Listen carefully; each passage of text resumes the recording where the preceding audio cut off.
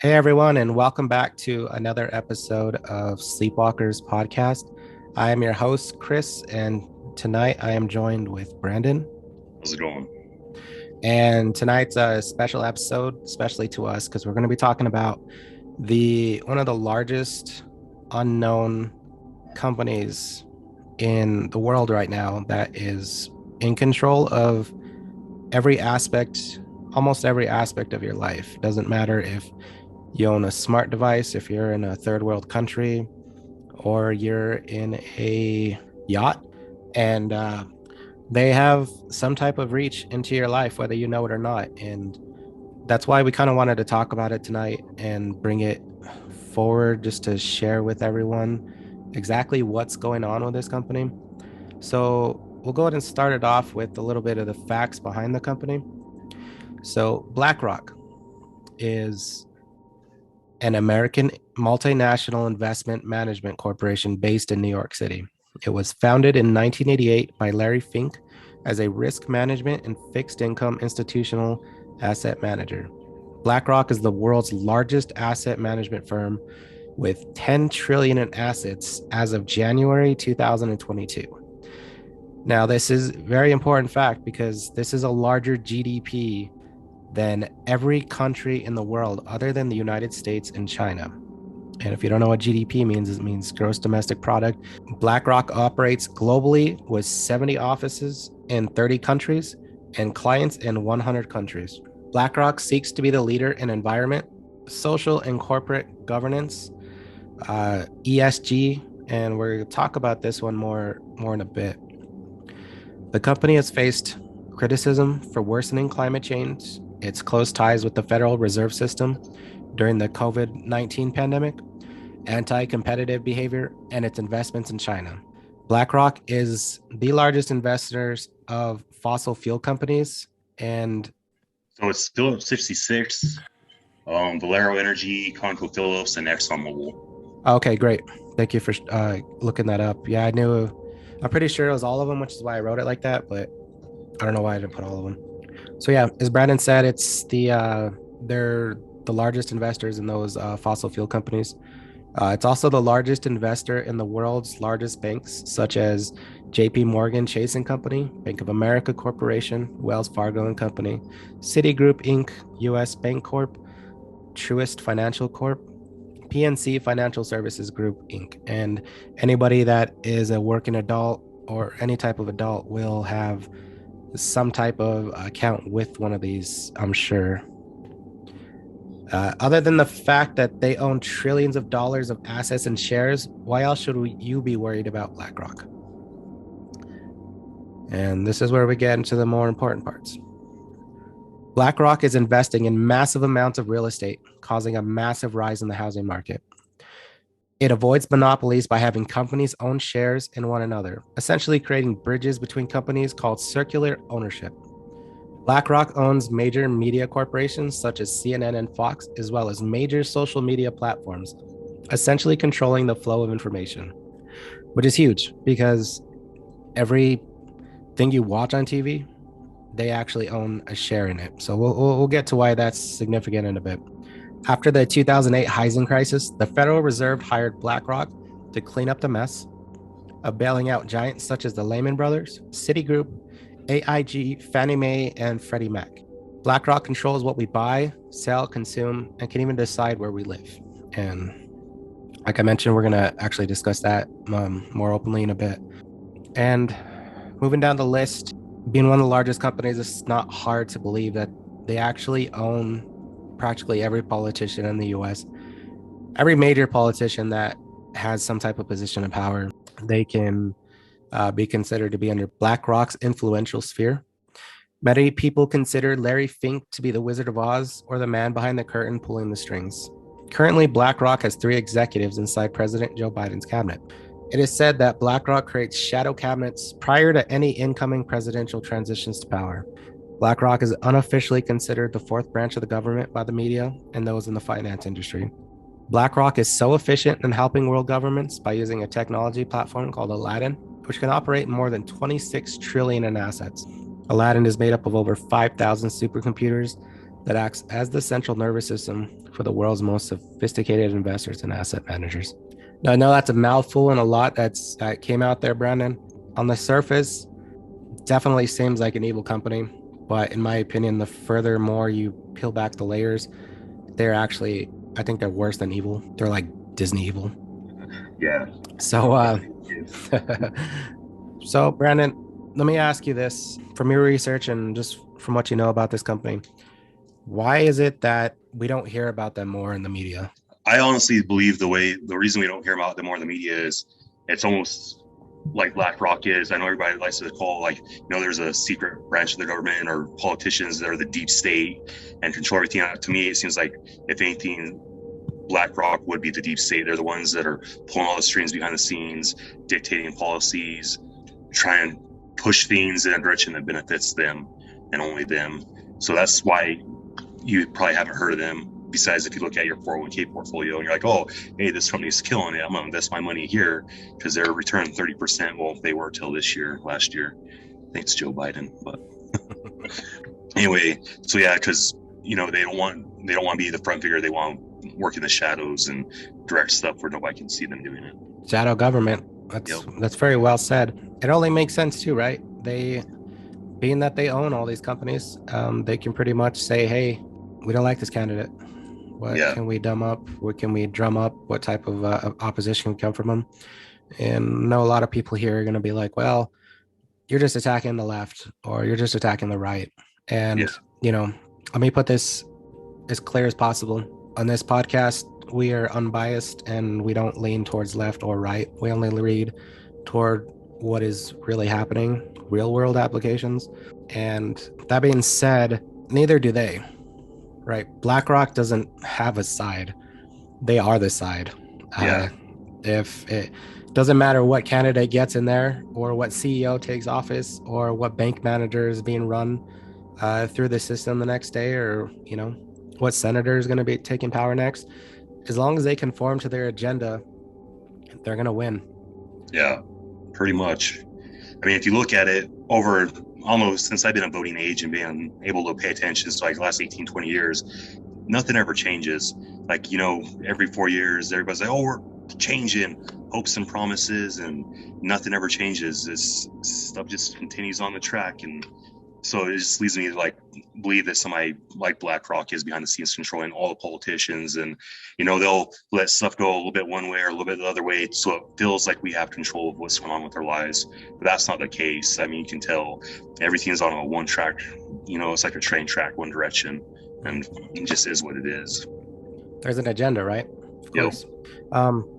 So it's kind of sad when you look at it that way. But yeah, it seems like every political event, you have the whole promise, the whole campaigning. We're going to do this, we're going to do that. And they get in the office and, they disappear. You don't hear shit from them for years. And that's all politicians, left or right. I don't care who you are. Yeah. That happens to everybody. So it only makes sense, right? That they own the media outlets and they can suppress any information, anything they want about them, basically. So here's one. I wanted to ask your opinion about this one as well. Do you believe that BlackRock could be tied to major secret societies that look to rule humanity, sort of like a New World Order type deal? I believe so, because if you look at a lot of the Great Reset stuff, because BlackRock's supposed to be a part of that, helping push that agenda, the Great Reset. And that's probably why they're buying up land. They want to own all the land. They want you to rent houses from them. That way they can control what you have going on with your life. That way they can get you to act how they want you to act.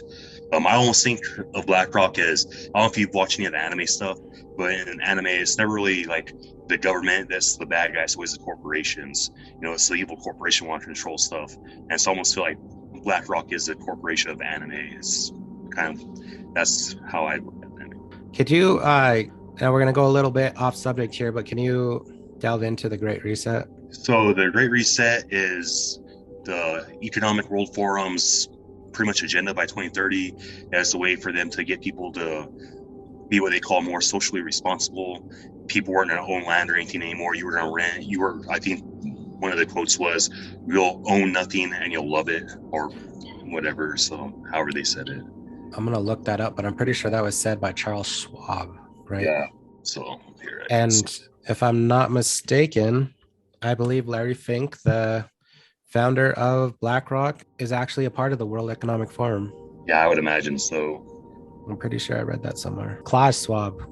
Yeah, So, yeah, you hear about secret societies all the time, and you always hear about their roles in society, and you always hear about the major ones, the Illuminatis, the Skull and Bones, the Freemasons, stuff like that. We did that have those on our last episode. If you haven't watched, check out the Denver airport.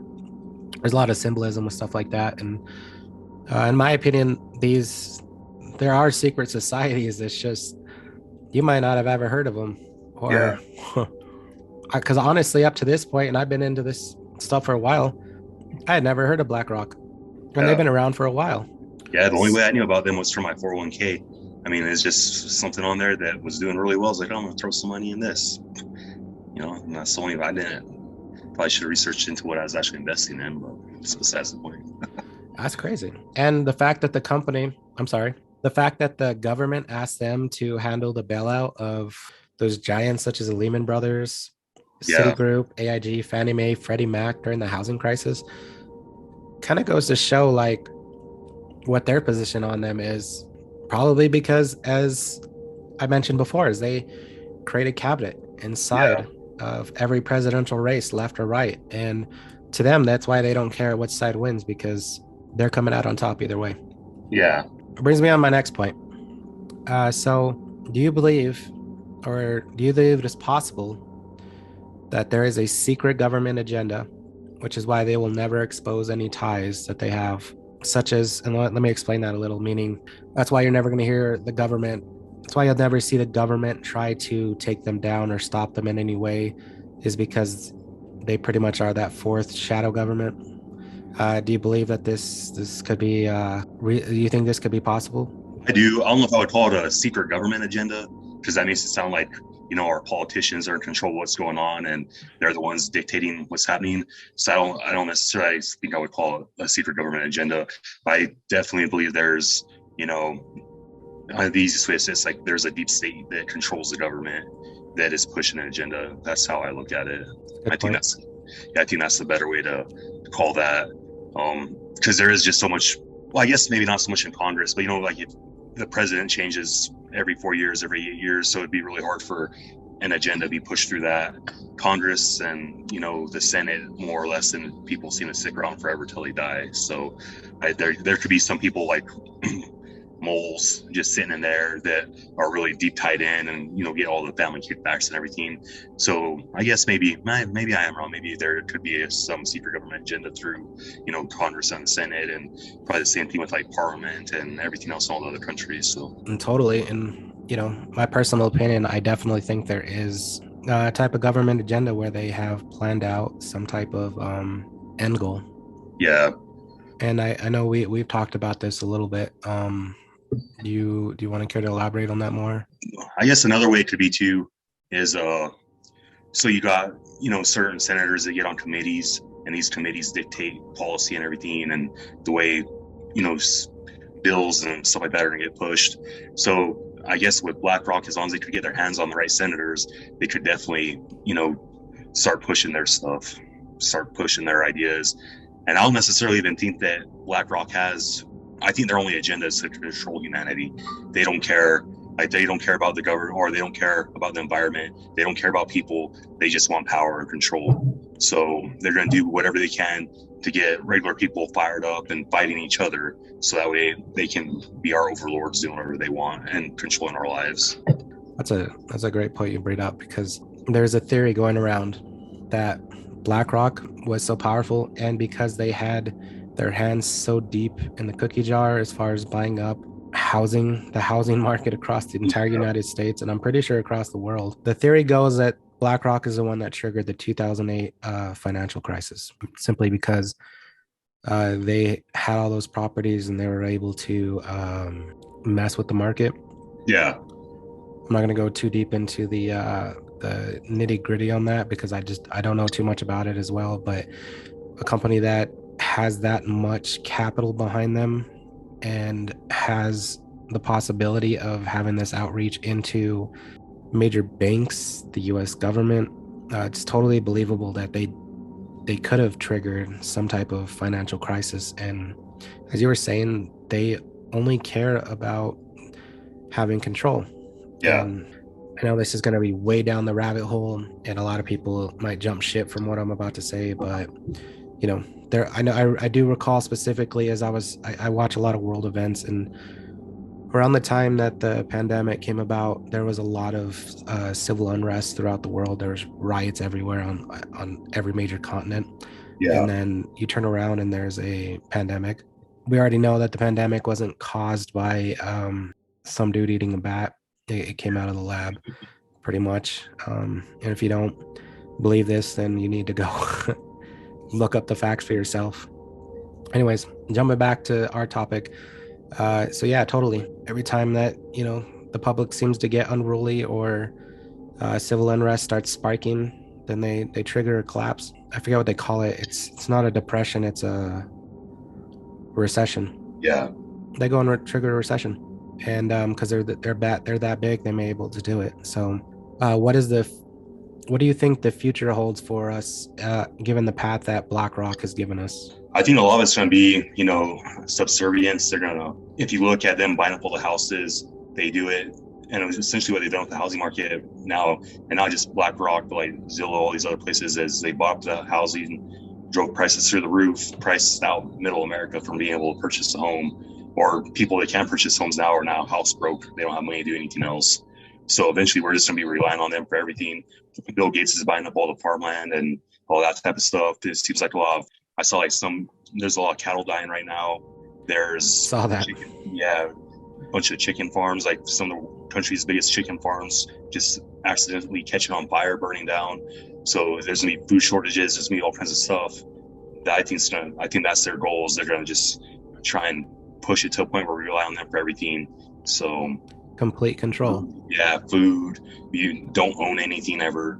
You buy a house, you still have to pay taxes, or they come and take your house from you. So even you already don't really own anything, but it's gonna be that much worse. Where instead of waiting until you die, or you 3 years and you don't pay your taxes, they can just kick you out next month if you say something wrong or you don't fall in line with what they want. So, how do you think? Do you think it could possibly be like a new world order, one type government where they take control, or do you think that it's just going to continuously be this man in the shadow type thing? I think they almost have to leave it as a man in the shadow type thing with all the different countries and everything. I can't see a way where they could get away with just one planetary government that everybody falls under. I think there'd be too many people fighting that. So I think they'll just dictate, or they'll just keep kind of doing what they're doing now, just trying to get everybody on the same page.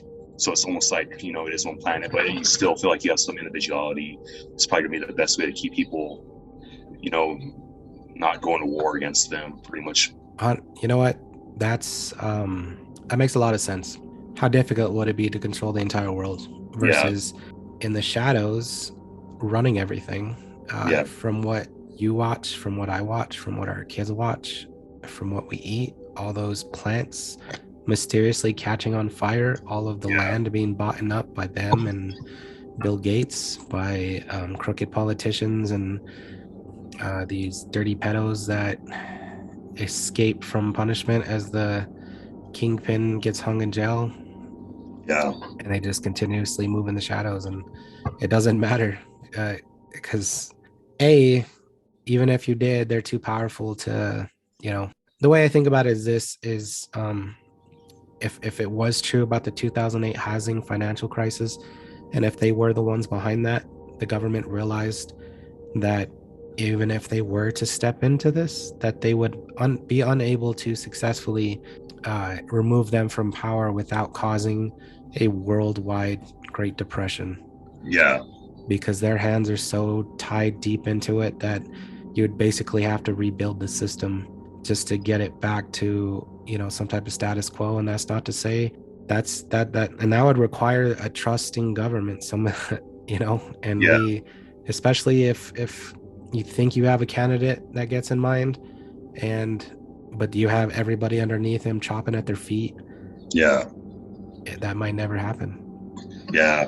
Plus, too, I think if you if you have one world government, it's going to be real hard to like, so America, we have our little issues that we argue back and forth right now. It's, you know, transgenderism, all the LGBTQ plus stuff. So that's what causes a lot of division for us in America. Well, in the UK or in Russia or somewhere else, it could be something different. So I think by being able to keep, you say in the back, you let, America have its little government that you control and Russia has its own, you can attack certain areas with different ideas. So we'll keep these people distracted here with this idea. In Russia, it's going to be something else. Like, I don't know. I don't even know if they have bread in Russia right now with Ukraine and everything. So they've got them mad about bread or something. Who knows? But just stuff like that. It's different plans for areas. So it's like a strategic thing, I would think, to keep us, where they could attack different fronts. Shock and awe, right? Yeah. You have a shooter come up and shoot up an elementary school with high-end gear. Yeah. And you have a major, you have a black man being killed in the street, and all of a sudden that's major news. And then say in places like, like in the Middle East, like they're totally against gay rights and LGBTQ, whatever you want to call it. And, so they'll stone somebody and all of a sudden that's in the major news. When a week before that, everybody was getting ready to riot them. Yeah. How perfect is that for them, especially if they control the media? I mean, think about it. We have the highest watched media in the world, and for them to control ours, it would be foolish to think that they didn't control others. Yeah. So it's like you said, it's easy for them to turn around and turn this on everybody and say, you guys are about to riot, watch this. And then they go shoot up a what are those things called, a baby panda bear exhibit. And you have the penguins attacking, then you have like cheetahs breaking a limit, and all of a sudden the whole world's going fucking nuts because the baby seals were clubbed. Yeah. And everybody's like, what the fuck is going on? So shit like that always freaks me out, man. And it never surprises me, just the stuff that comes out in the news and stuff that makes headline news. And it's almost like you can't watch anything anymore because every single thing that comes across your screen is just bullshit. Yeah. Feels like it. So yep. No, I completely agree, man. And if you happen to listen to this and we aren't taken down yet, or they haven't shot any of our dogs, please do your part and do some research before you actually believe what's coming across the news. Don't believe everything that's coming across. There's always two sides to every story. And the side that you're watching on CNN or Fox, any of those major news outlets, any major movie that's coming out with all their symbolism and stuff, do your part and do your research, because there's probably a deeper meaning, or it's probably what they want you to see, or distract you from something else, basically. Yeah. So I kind of wanted to, well, before I do, Brandon, was there anything else that you wanted to share with us? Probably the only other thing I want to share with is, so another thing to look at is, because a lot of what BlackRock does is they call it ESG investing. And so what it is environmental, social, and governance. And so they pretty much what they do is they rate companies, they give them an ESG rating. It's almost like it's a social credit score for companies, and to see like what their impacts have on their environment and everything, which sounds, all good, right? Like, oh, we're going to tell you how this company impacts the environment if they're doing things right, like, recycling all their stuff, they ain't throwing straws in the ocean, killing turtles, But if you look at a company called MSCI, they'll be, so like in 1 year they give McDonald's, say, a B, and then the next year McDonald's got upgraded to a B plus, and then the following year they got upgraded to an A. Well, McDonald's never changed any of their policies. MSCI was changing the way they were rating the companies to give them a better score. So they're trying to sell a product of, oh, hey, we're looking at all these ESG or all these companies and making sure they're being beneficial to the environment, doing stuff that's socially acceptable, but yet they're getting increasing ratings for companies not doing anything. So that also leads me to believe that they just don't care. And then McDonald's was just one example. If you do research, there's a bunch of examples out there. So that's just one quick one to look into. And that MSCI is one of the biggest ESG. They're like one of the go-tos for the ESG ratings. So yeah, so this pretty much holds all companies by the balls, right? Yeah. It makes them subject to whatever. If a company gets out of line and they don't want to play ball, right? They lower their ESG score, and all of a sudden their their stocks take a dive. Yeah, people aren't They're investing in anymore. It's hard for them to get money, capital, so they can do stuff, so they can grow. It's just a way for them to pigeonhole into complying, essentially. wow, how crazy is that? That Yeah, you invented a whole system to keep people in compliance with whatever you're selling or yeah, whatever you want the agenda to be. So if you want people to start believing in black unicorns, then everybody knows that there's no such thing as a black unicorn. But if a company says we don't believe in black unicorns or something like that, well, there goes your ESG score, and all of a sudden you're losing money out the ass. yep, And that doesn't look good to your board of investors. You're about to get fired. You're about to lose all those monthly bonuses, no more trips to the Keys, yep, and you're back in compliance because it's not worth it fighting the system like that. That is, to my opinion, the craziest thing that I could ever think of. But as I watch more and more media, I do see clips here and there, movies, TV shows. You know, it's everywhere. People take clips of stuff, and you see it, and you're like,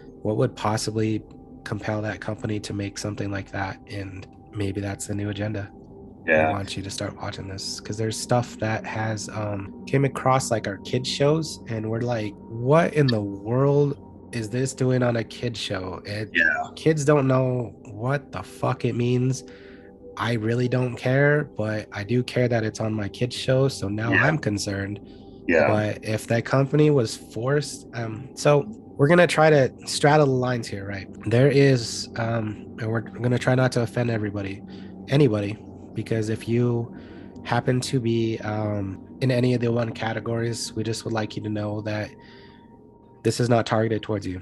So that being said, there I believe was on Netflix a kids show that had some adult themes to it, and I want to say that the kids were. Have you ever seen that kids show? I'm not going to share the name of the kids show, but it was highly controversial on Netflix. And all I'm going to say is I welcome you to go to a YouTube channel called Moon, Moon. You can just type Moon and you can type Netflix, I believe it was. And you can learn more about this whole ESG rating. That one gets a little bit more controversial, so I'll let you look that up. And like I said, we're going to try to straddle the lines here. So, and in the future, if you want a more in-depth episode, we'd be happy to go over it with you. We'd be happy to make another episode for you. Just let us know in the comments or shoot us a message, and we'd be happy to check it out. So, with that being said, I'm gonna leave it off with a quote from the founder of BlackRock himself, Larry Fink, and it says, "This may sound trite, but it's really important for me to be perceived as a good human being, a caring individual who always comes across as real and unpretentious. And one thing I tell everybody, you may not be able to print this, is that I'm the same turd I was 30 years ago. And I am really proud of that. Turd you are, sir." yeah.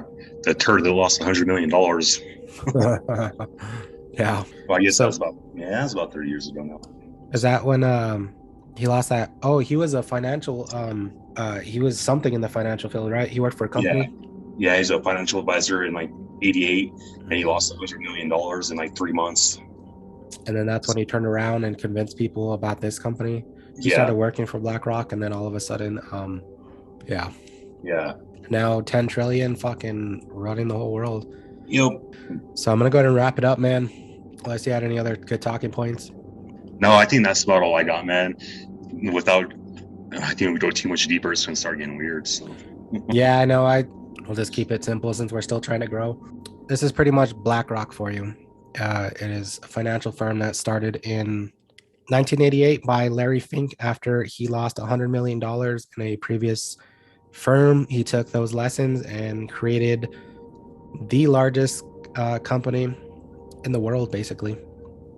And if you believe the rumors behind it, he officially they don't own anything, but they do own shares, and that makes them majority shareholders in a lot of companies, which gives them the right to dictate or say what goes on with that company. Now, if that company happens to be a bank or happens to be a media outlet, then of course they have the right to share their opinions on it, or something they don't like, they can ask them to stop it, which makes that a very controversial company, especially in this day and age where there's so much influence online and people are easily influenced because of how disconnected people have become. We're not as connected as we used to be.